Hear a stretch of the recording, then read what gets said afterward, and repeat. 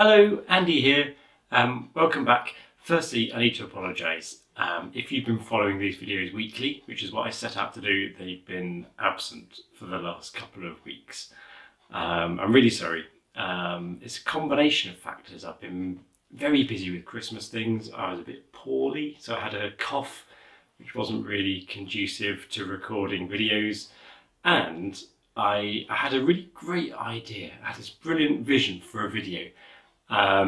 It was about John the Baptist being, which is one of the readings we've been looking at over Advent.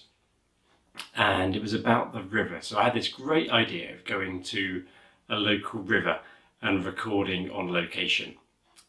But it snowed and it meant that the weather kind of hindered my ability to be able to do that. So all in all, I haven't done the videos.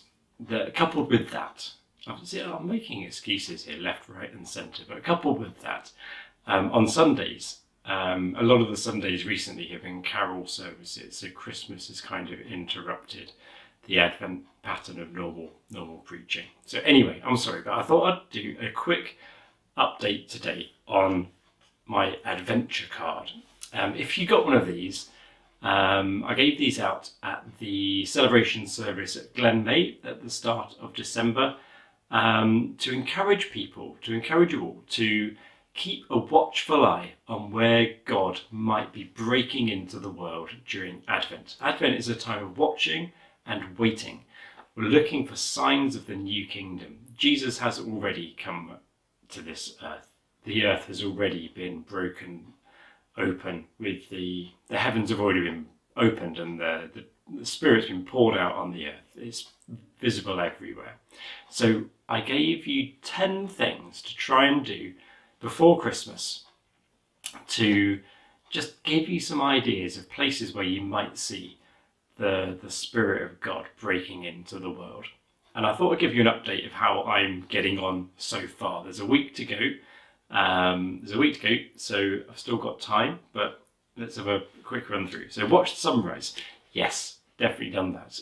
The house where we live, the new manse, is called Slowellian View because it has a view of the hill Slowellian. It's a very well named street. And we look east at Slowellian, which means that in the morning the sun rises over and it's beautiful. And I remember one day in particular, it was a couple of days after it snowed a couple of weeks ago. The sun coming up over there was absolutely stunning, clear skies. So yes, I've definitely seen the sunrise.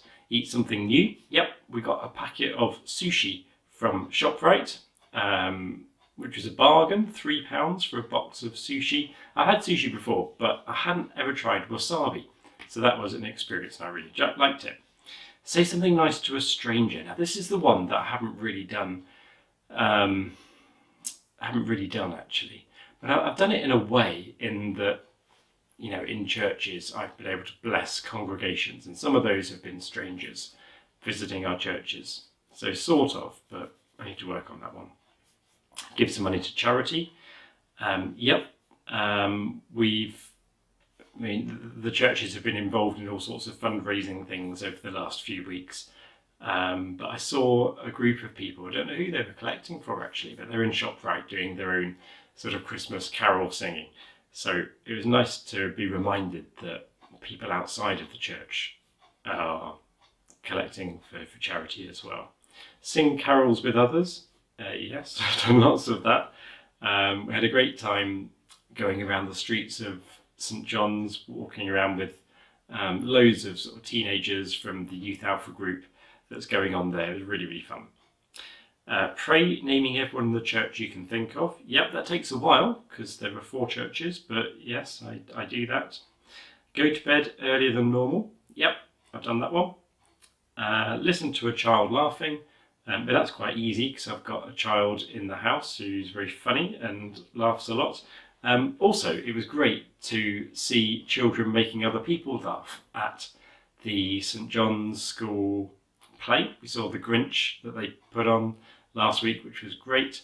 And also they did a nativity Sunday just gone, which is also very, very funny. So it's lovely to hear children making other people laugh too.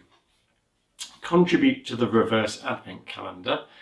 I'm off in a minute to go to Peel Methodist Church, where we're going to receive all of the food. So I'll make sure I add something into there. And stroke an animal that isn't your own. Yes, I put that on the card, incidentally, because there's a kind of understanding that humans are in some way fallen. There's some kind of distance built between humans and God. Maybe that's an illusion. Maybe there is no difference actually, but we seem to spend a lot of our time separated from a knowledge of God. But there's an understanding that animals never fell. Animals never had that. So animals exist in a kind of state of pure bliss, a pure enjoyment of their creator. So by stroking an animal, you're kind of tapping into some of that. In our street, we've got a new cat on the street. This area is just being built at the moment, and one of the houses over the road, some people moved in about a few weeks ago.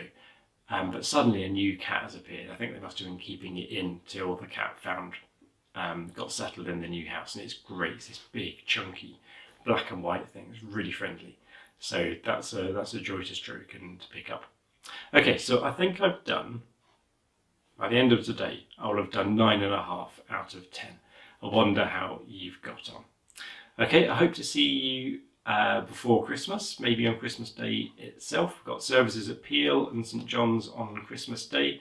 I'll try and make sure I get a video ready so that next time we get back into the proper pattern of preaching and teaching, there'll be something to give you some to think about for that. The next celebration service where we all come together is at St John's on, I think it's the 7th of January. I think that's right. And it's our covenant service. So it's a chance to express again our commitment to following God and our commitment to be shaped by God. Okay, take care. Merry Christmas. Bye-bye.